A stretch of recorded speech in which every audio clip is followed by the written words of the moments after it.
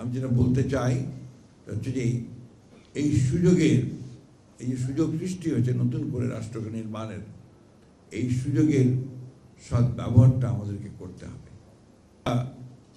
নির্বাচন হয়েছে, ফ্যাসিবাদ পালিয়েছে, নির্বাচনের মধ্যে দিয়ে আমরা একটা গণতান্ত্রিক সরকার পেয়েছি।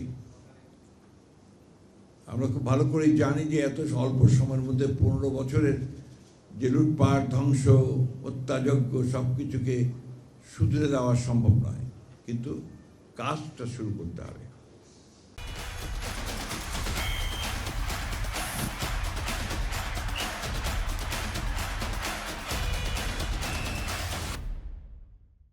আমার বিশ্বাস এই কাজটা যে শুরু হয়েছে, হয়তো অনেক অপূর্ণতা রয়েছে, অসঙ্গতি রয়েছে, কিন্তু কাজটা শুরু হয়েছে, একেবারে হয়নি এ কথা বলা যাবে না।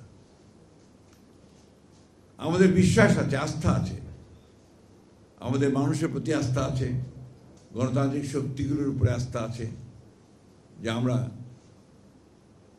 নিশ্চয়ই আমরা সেই রাষ্ট্র নির্মাণ করতে সক্ষম হব যেখানে ন্যায় প্রতিষ্ঠিত হবে, ইনসাফ প্রতিষ্ঠিত হবে, ন্যায় বিচার প্রতিষ্ঠিত হবে। আজকে এখানে সবাই বেশিরভাগই আমরা মিডিয়ার মানুষ আছেন, যারা মিডিয়ার সঙ্গে আমার সম্পর্ক দীর্ঘকালের। প্রেস ক্লাবে বহুবার গেছি, একবার রাতে আটকেও হয়েছিলাম, এখানে সাংবাদিকরা আছেন আমার সঙ্গে, তারা ছিলেন, এবং কোনো রকমের প্রাণে বেঁচে আসা আর কি। তারপরেও কিন্তু তারাও ছেড়ে দেননি, আমরাও ছাড়িনি, আমরা কিন্তু লড়াই চালিয়ে গেছি। আর আমার কাছে মনে হয় যে সংগ্রাম, লড়াই, এটা বোধহয় একটা নিরন্তর বিষয়, এটা বোধহয় কখনো শেষ হয় না, ওটাই তো আমরা সব শেষ হয়ে যায়। তো এই সংগ্রাম আমরা করছি, আমরা শুভ একটা সময়, শুভ একটা দেশ, সুন্দর একটা দেশ, একটা সমাজ প্রতিষ্ঠা করতে চাই। আমাদের তো অনেক বয়স হয়ে গেছে, বিশেষ করে আমি আমার প্রায় শেষের দিকে।